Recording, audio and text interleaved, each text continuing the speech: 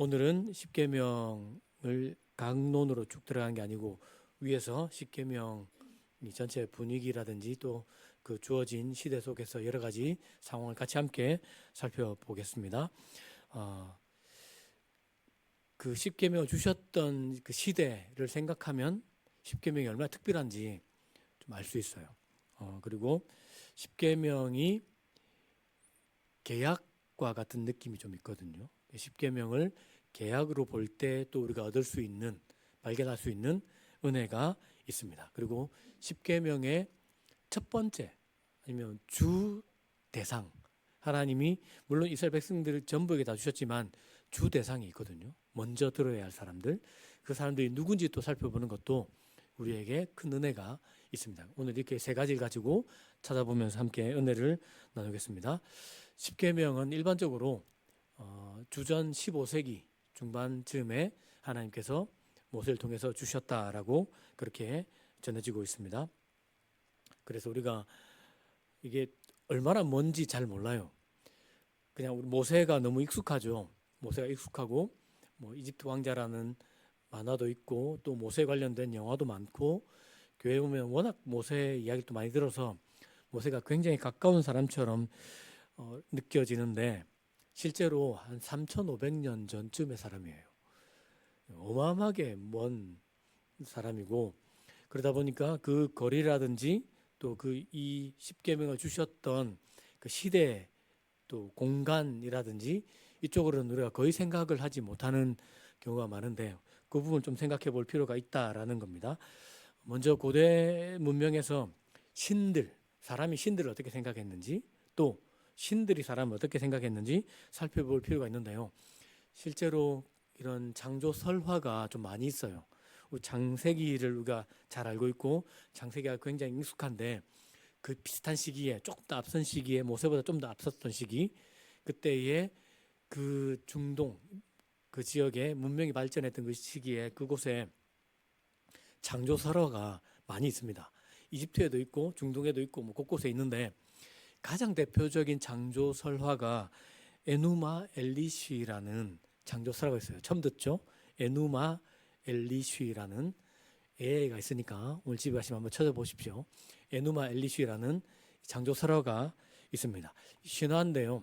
이것은 그때 이게 사실이다 뭐 그런 느낌보다는 그때 사람들이 어떻게 생각했는가, 그때 사람들이 이 세상을 어떻게 보았는가를 알려준다고 할 수 있습니다.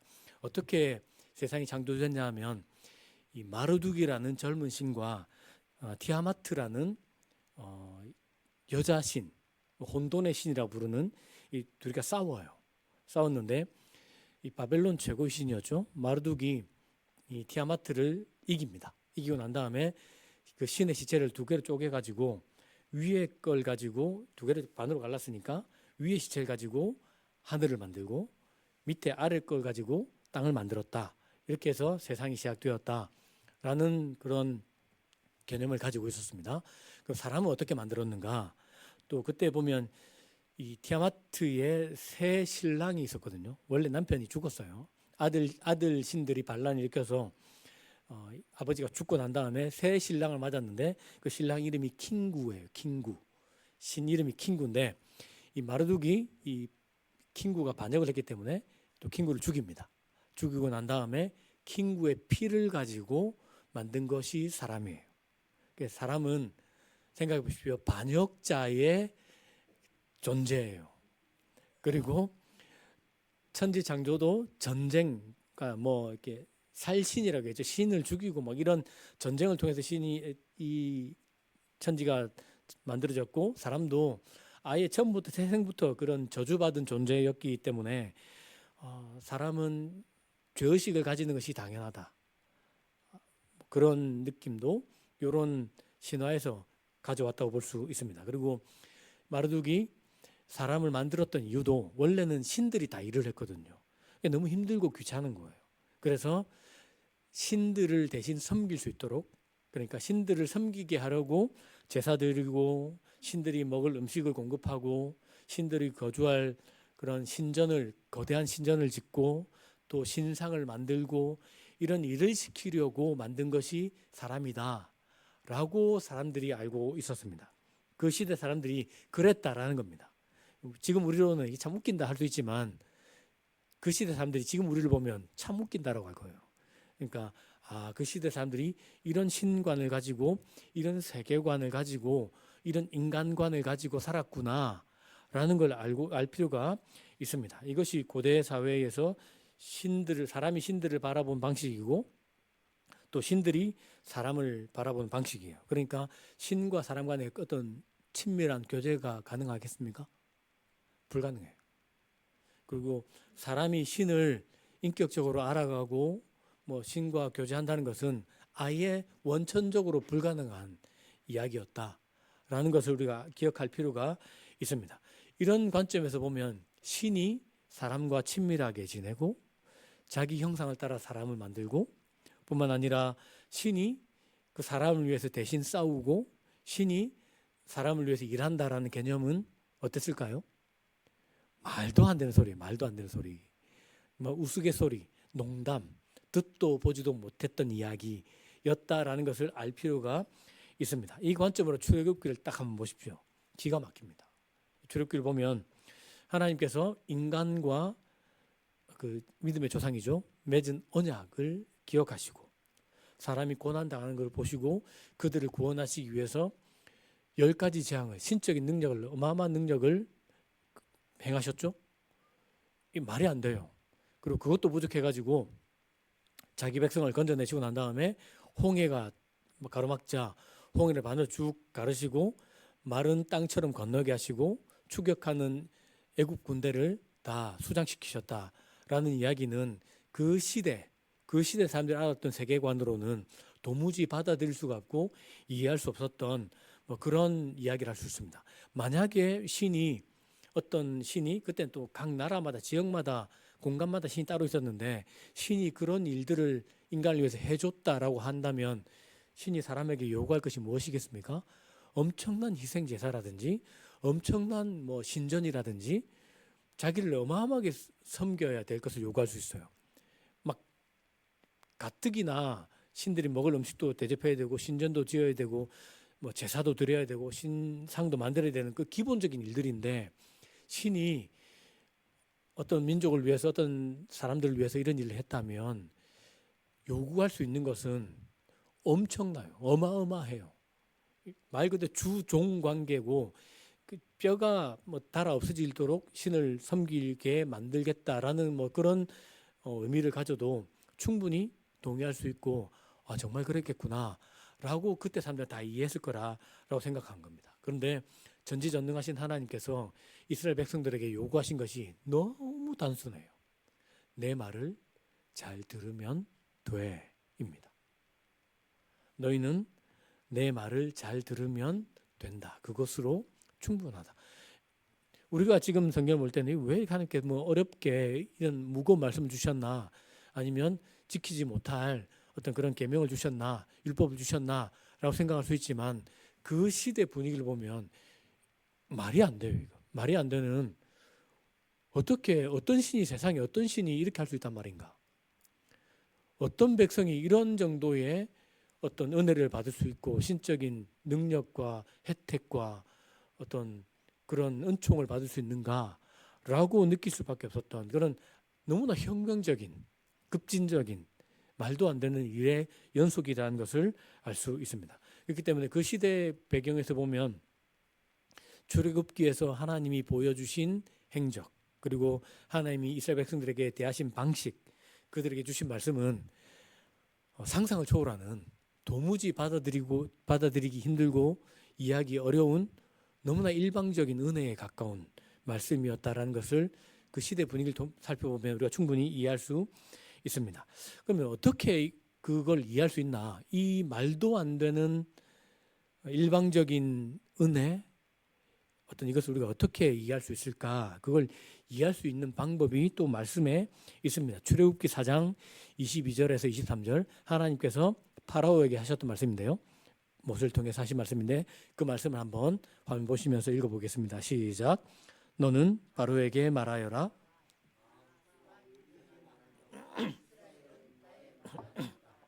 내가 너에게 나의 아들을 놓아 보내어 나를 예배하라고 하였건만 너는 그를 놓아 보내지 않았다. 그러므로 이제 내가 너의 맏아들을 죽게 하겠다. 하나님께서 심판을 말씀하시면서 하셨던 말씀인데 보면 이스라엘은 나의 맏아들이다. 그리고 내가 너에게 나의 아들을 놓아 보내라라고 말했다. 라는 것을 밝히고 있습니다. 그러니까 하나님과 이스라엘 관계가 아버지와 맏아들의 관계라는 것을 이 말씀이 보여주고 있고 이것은 이스라엘 백성들이 설정한 관계가 아니고 하나님께서 말씀해 주시고 하나님께서 정한 관계라는 것을 성경을 통해서 알 수 있습니다. 이렇게 딱 보면 하나님이 행하신 일들 또 하나님이 이스라엘 백성을 대하시는 그 모습 그리고 자기 백성에게 자기 자녀에게 주신 말씀을 우리가 다 이해할 수 있습니다. 그때 당시에는 신과 사람은 뭐 부자 관계, 가족 관계 그런 관계가 아니었어요. 일방적으로 주종 관계였는데 하나님은 이스라엘 백성을 아들로 여기셨어요. 그러니까 아들이 이런 고난을 당하고 있기 때문에 아들이 고난을 당한다면 신이 싸우는 것은 당연한 일이 되는 겁니다. 그것도 자기의 맏아들, 고대 당시에는 장자, 맏아들이 가진 의미가 컸죠. 그래서 그 아들을 억압에서 또 고난에서 건져내는 것은 아버지로서 당연한 일이 되는 겁니다. 그러니까 이 관계를 보면 하나님 행하신 것을 다 알 수 있고 또 하나님이 그 이스라엘 백성들에게 주신 말씀도 보면 가르친 것도 보면 그때 당시에서는 도대체 말이 안 되는 것이지만 아버지의 말을 잘 듣는 것, 그 당연한 일이고 그것이 아들로서 지켜야 되는 뭐 전부라고 말해도 과언이 아니겠구나. 하나님이 이스라엘 백성들을 어떻게 여기셨고 어떤 관계로 여기셨는지를 보면 하나님께서 행하신 일을 다 이해할 수 있습니다. 근데 이것도 역시 그때 당시에서는 도저히 찾아볼 수 없는 그런 관계였다는 것을 알 수 있습니다. 이런 맥락에서 십계명을 볼 필요가 있다는 겁니다. 이런 맥락에서 십계명을 보면 하나님께서 이스라엘 백성들을 건져내셨지 않습니까? 그런데 그들이 애굽에서 꽤 긴 시간을 노예로 살았습니다. 우리가 일제강점기 36년을 보냈는데 지금도 그 잔재물이 남아 있어서 우리를 힘들게 합니다. 그리고 우리의 언어라든지 우리가 가진 문화에서도 여전히 그 일제강점기에 그런 잔재라든지 흔적이 지금도 남아 있어요. 만약에 우리가 일본에게 400년을 지배당했다면 어떻겠습니까? 우리가 그냥 일본 사람이라고 느낄 거예요. 자신을. 그렇게 느낄 수 있겠다라고 생각합니다. 우리 언어를 가르치고 우리 민족의 정신을 가르쳐 왔다면 겨우겨우 우리가 오래전 한국 사람이었다. 조선 사람이었다. 이 정도 희미하게 기억할 것이지 언어라든지 문화라든지 아니면 우리가 가진 가치관이라든지 세계관이 아주 일본식일 가능성이 높지 않겠습니까?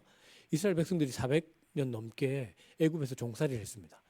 그리고 그들이 긴 시간 노예로 살았음이 분명해요. 그랬다면 그들의 DNA는 거의 노예 근성으로 가득 차고 있었다라고 말해도 지나치지 않을 거예요. 그리고 그들이 세상을 바라보았던 세계관이라든지 그들이 가졌던 가치관도 너무나 세속적이고 애굽 그 문화에 그대로 다 노출되고 적응하고 있었을 것이 틀림이 없습니다. 하나님께서 자기 아들을 구원했지만 아들다운 면모는 없는 겁니다.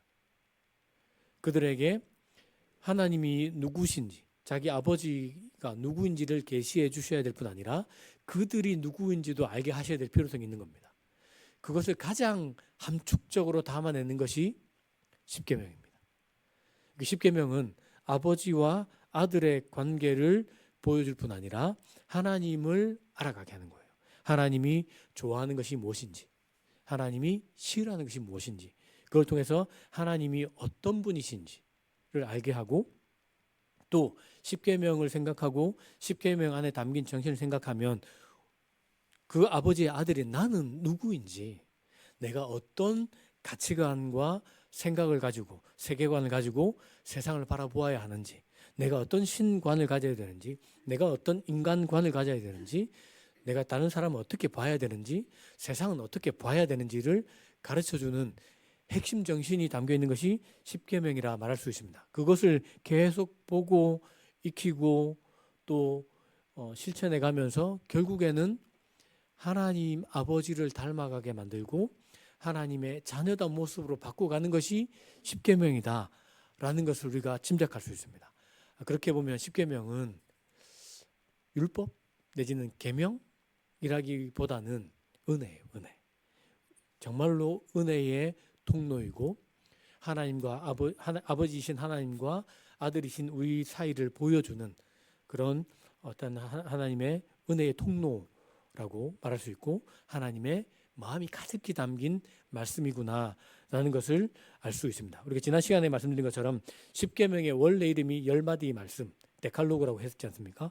그러니까 하나님께서 자녀들에게 주신 이 말씀은 기본적으로 일방적인 명령, 일방통행일 수가 없겠구나. 아버지와 아들 사이의 대화 가운데서 나온 것이겠고 특별히 하나님이 아들들에게 자녀들에게 주신 마음이 가득히 담긴 하나님의 말씀이구나. 그래서 이 말씀을 보면 말씀이 곧 하나님의 성품을 담아내기 때문에 하나님을 알아가게 되겠구나라는 것까지 충분히 우리가 알 수 있겠다. 그러면 하나님께서 이 말씀을 주셨는데 이 10마디 말씀 그 말씀을 주신 시간과 공간 배경이 19장이라고 했지 않습니까? 그 말씀을 한 번 더 읽어보겠습니다. 오늘 우리가 읽었던 말씀인데 하나님 그렇게 자녀들을 불러내시고 난 다음에 이 십계명을 주시기 직전에 주셨던 그 배경의 핵심에 있는 이 말씀을 다시 한번 화면 보시면서 읽어보겠습니다. 읽습니다. 시작. 만일 너희가 내 말을 잘 듣고 내 계약을 지키면 너희가 모든 민족 가운데서 나의 소중한 백성이 될 것이다. 온 세상이 다 내 것이지만 너희는 특별히 나에게 제사장 나라가 되고 거룩한 백성이 될 것이다.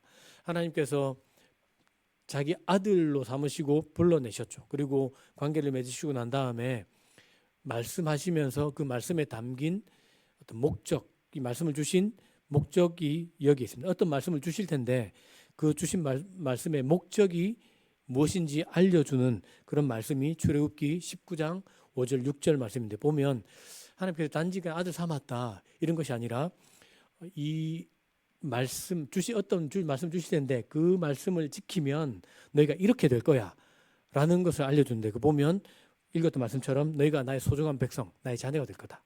그리고 너희가 제사장 나라가 될 거야. 그리고 거룩한 백성이 될 거야 라고 알려주는 겁니다. 그렇기 때문에 하나님께서 어떤 말씀을 주실 텐데 그 말씀을 잘 지키면 정말로 하나님의 자녀다운 자녀의 모습을 가지게 되고 그것이 곧 성경에 말씀해 주신 것처럼 하나님의 소중한 자녀, 백성, 거룩한 나라 그리고 제사장 나라가 된다라는 것이 담겨 있는 겁니다. 뭘 하면 그렇게 된다? 그러고 난 다음에 주신 말씀이 십계명이에요.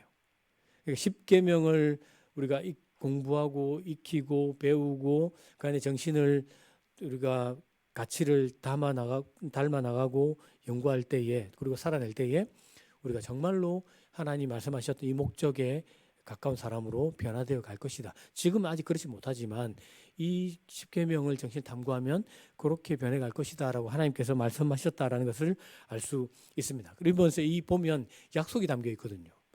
너희가 지키면 보면 하나님께서 계약이라고 해요.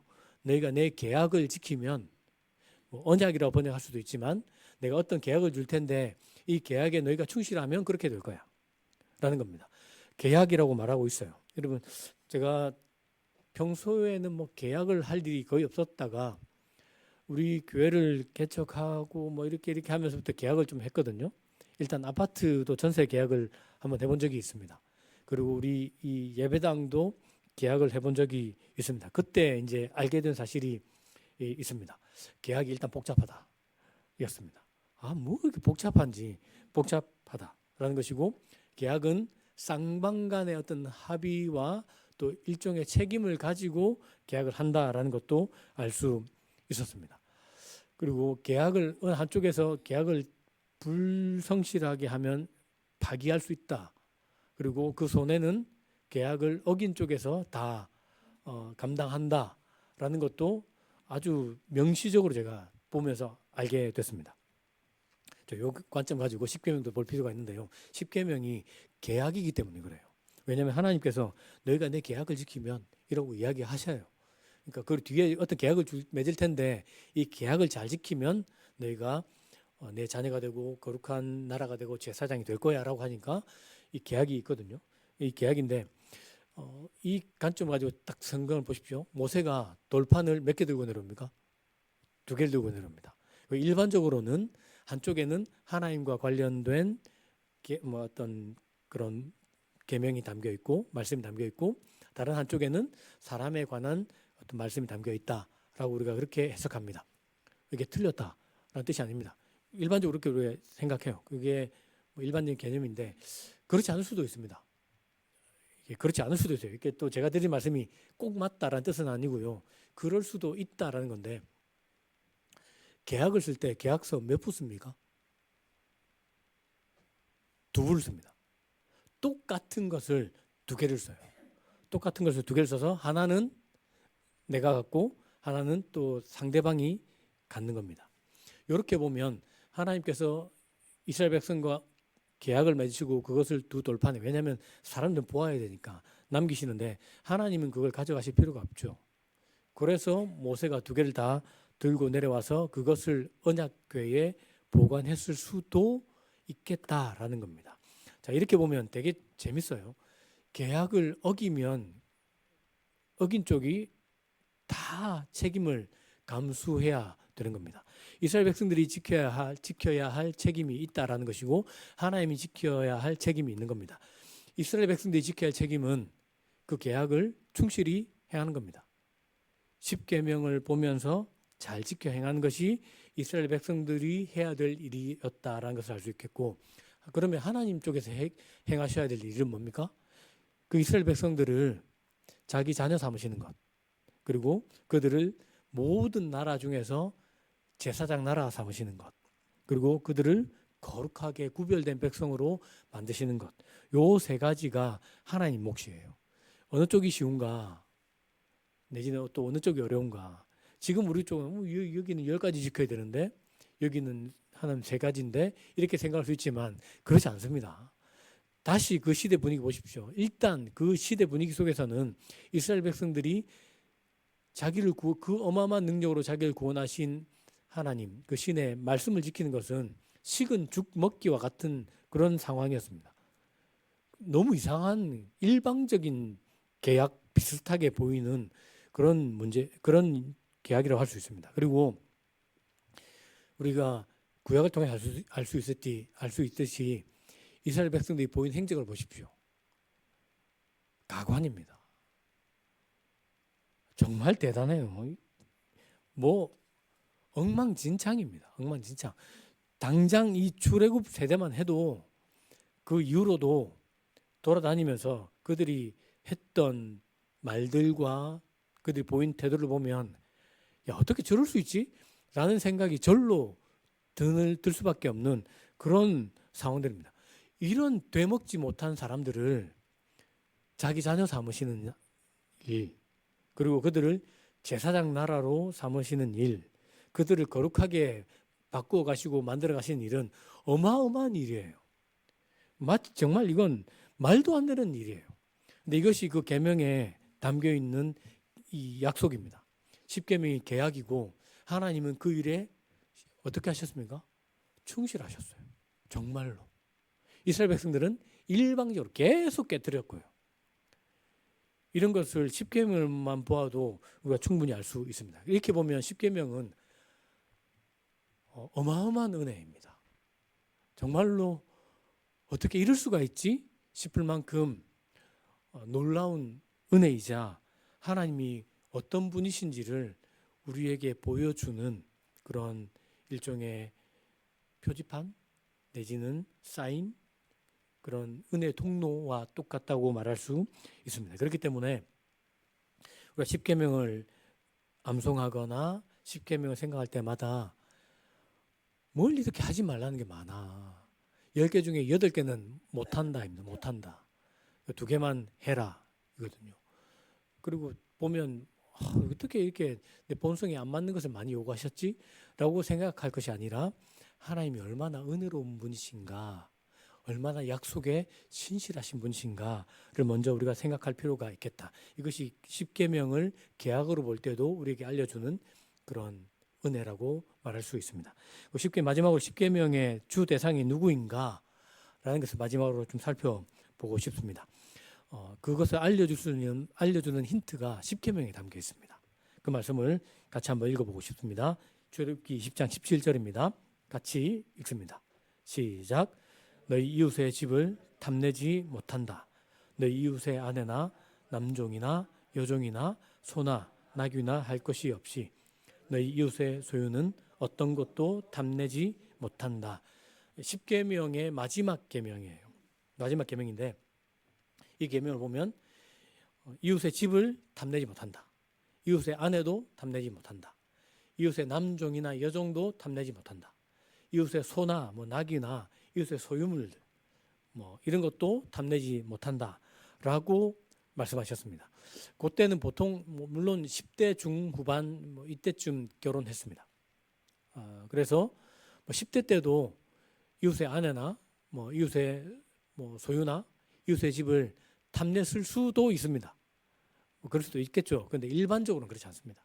일반적으로는 좀 더 나이가 들었을 때, 좀 더 일반적으로 볼 때 좀 더 나이가 더 들었을 때, 대략 한 30에서 50 사이, 30에서 50 사이에 되는 사람들이 성인들이 탐내고 또 그 특별히 이웃의 아내, 또 이웃의 소유, 이웃의 집 이런 것들을 탐내는 일이 압도적으로 많았던 것을 우리가 알 수 있습니다. 그렇게 보면 하나님께서 십계명을 주셨을 때에 물론 이스라엘 모든 백성이 이 십계명을 듣고 그 말씀을 가슴에 새기고 하나님이 어떤 분이신지 알아가고 얼마나 은혜로우시고 자비로우시고 사랑이 많으시고 인자신 분이신지 다른 그때 당시에 사람들이 생각했던 신들과 얼마나 달랐던 분인지를 인식해야겠죠. 그리고 자기도 누군지 알아가야 했음이 틀림이 없습니다. 그럼에도 불구하고 먼저 이 말씀을 먼저 들어야 했던 사람이 있는데 그것은 이스라엘 백성들의 지도자입니다. 그리고 한 집안의 가장입니다. 한 30에서 50 사이 있었던 그들. 그러니까 그 사회에서 중추적인 역할을 감당했던 사람들이 가장 먼저 십계명을 들어야 했다라는 것을 알 수 있습니다. 이 사실을 딱 알면 우리가 정말 그렇구나라는 것을 알 수 있는데요. 우리가 쉐마라 부르는 신명기 6장 4절에서 9절 말씀이 있어요. 이 말씀도 누구에게 주셨나요? 이스라엘 지도자이고 한 집안의 가장이에요. 그러니까 30에서 한 50 사이 이런 사람들에게 조금 더 나이를 낮출 수도 있겠지만 그 사회의 중추적인 역할을 했던 사람들에게 나라의 지도자에게 어떤 지역의 지도자에게 그때 당시 보면 지파의 지도자에게 가문의 지도자에게 한 집안의 지도자에게 이 말씀을 주시면서 네 자녀들을 잘 가르쳐라 라는 이야기예요. 앉았을 때든지 일어났을 때든지 자녀와 여행할 때든지 집안 곳곳에도 말씀을 새겨놓고 하나님의 말씀을 잘 가르쳐라. 그리고 보게 하고 알게 하고 지키게 해라. 이 말씀을 가장들에게 내지는 지도자들에게 주셨다. 그래서 가솔들을 잘 이끌어야 된다. 신앙으로 잘 양육해야 된다라는 책임을 지도자와 가장에게 주셨다는 것을 알 수 있습니다. 십계명도 똑같다는 겁니다. 십계명 역시 민족의 지도자들과 가장에게 주셨구나라는 것을 알 수 있습니다. 그렇기 때문에 내가 이 사회의 중추적인 역할을 아직 하고 있다. 비록 내가 우리 교회 지금 은퇴를 했지만 나는 젊다고 생각한다. 라고 생각한다면 십계명을 먼저 우리가 들어야 된다라는 겁니다. 먼저 들어야 되고 배우고 익히고 그것을 내 자녀들에게 가르쳐야 할 책임이 있다. 그것을 자녀들에게 말로 또 실제로 삶 속에서 살아가는 삶의 방식으로 가르치면서 신앙을 가르치고 전수해야 될 책임이 있다라는 것을 알 수 있습니다. 이 말씀 조금 더 이 말씀을 구체적으로 실천적으로 살펴볼 수 있는데요. 십계명에 보면 우리가 5계명으로 분류하는 내 부모를 공경하라. 우리가 보통 교회에서 어버이 주일 되면 자녀들에게 이야기합니다. 여기서 말하는 자녀들은 뭐 모두가 다 자녀가 되지만 특별히 뭐 10대, 조금 더 잡아준다면 한 20대, 뭐 이런 더 잡아주면 30대 이런 자녀들에게 부모를 공경해라 라고 우리가 적용해요. 그런데 십계명 처음 이 주신 말씀이 그 당대의 사회를 이끌었던 사람들이자 내지는 민족의 지도자이자 아니면 가장에게 주셨다라고 생각하면 달라지는 겁니다. 30대에서 50대에게 내 부모를 공경해라 라는 겁니다. 이 부모는 연로해서 생산 활동을 잘 못하는 그런 사람들이에요. 그런 분들.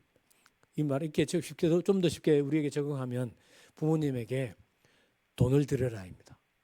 용돈을 드리고 부모님이 그 연세에 먹는 것, 입는 것 때문에 힘들지 않도록 잘 공경해라 라고 가장들에게, 지도자들에게 가르쳐준 말씀이겠구나 라는 것을 알 수 있습니다. 그걸 그렇게 하면서 자녀들이 그걸 보면서 아, 부모님 공경은 이렇게 하는 것이구나. 나도 나중에 저 나이가 되면 우리 부모님을 이렇게 공경해야지 라고 가르치고 그것이 하나님을 섬기고 하나님의 말씀을 무겁게 여기고 하나님과 맺은 계약이구나 라는 것을 가르쳐야 된다고 우리가 이 말씀을 통해서 발견할 수 있는 겁니다. 십계명의 주 대상이 누구인가를 볼 때에 발견해낼 수 있는 은혜입니다. 여러분 우리가 오늘 십계명을 전체적으로 쭉 위에서 보면서 특별히 그 시대 십계명 주셨던 그 시대 사회 문화 배경에 비추어서 십계명을 조망해 봤습니다. 이렇게 보니까 십계명은 정말로 하나님의 말씀이고 하나님이 얼마나 은혜로운 분이신지 얼마나 자비로운 분이신지 우리를 얼마나 사랑하시는지를 보여주는 통로구나라는 것을 우리가 알 수 있습니다. 십계명이 또 계약이라는 것도 살펴보았는데 이 계약이기 때문에 우리의 몫이 있구나. 내가 해야 될 몫이 있구나. 라는 것도 발견할 수 있고 하나님은 하나님의 몫에 정말로 신실하시구나. 라는 것도 이것을 통해 알 수 있습니다. 그리고 주 대상이 누구인가도 살펴보니까 지금 사회의 어떤 주축들과 같은 사람들, 가장들, 지도자들이구나 라는 것을 또 살펴보니까 이 말씀 통해서 우리가 어떤 태도를 가지고 살아가야겠구나 라는 것까지 우리가 발견해낼 수 있습니다. 십계명 이렇게 조망하면 십계명 자체가 결국에는 여러 가지가 있지만 관계로 좁혀진다는 것을 알 수 있습니다. 아버지 하나님과 자녀인 우리 이것으로 십계명을 우리가 이해할 수 있다라는 것도 발견해낼 수 있습니다. 그것을 볼 때에 우리가 어떤 정신으로 십계명을 생각해 보아야 될지 십계명을 적어도 우리가 암송할 수 있어야 되겠구나. 그리고 틈틈 십계명을 다시 공부하고 그 정신을 배워가야겠구나라는 것을 깨달을 수 있습니다. 그리고 내가 해야 될 그것에 내가 정말로 충실한 사람이 되어야겠구나라는 진리도 발견해낼 수 있고 삶의 방식, 우리 삶의 궤적, 삶의 결이 변화될 것도 발견해낼 수 있습니다. 이제 다음 시간부터는 조금 더 자세하게 십계명을 함께 살펴보겠습니다. 십계명 살피면서 아버지 하나님과 우리의 관계가 더 깊어지길 바라고 또 우리 삶이 더욱 하나님의 자녀다운 삶으로 변해가길 예수님의 이름으로 축복합니다.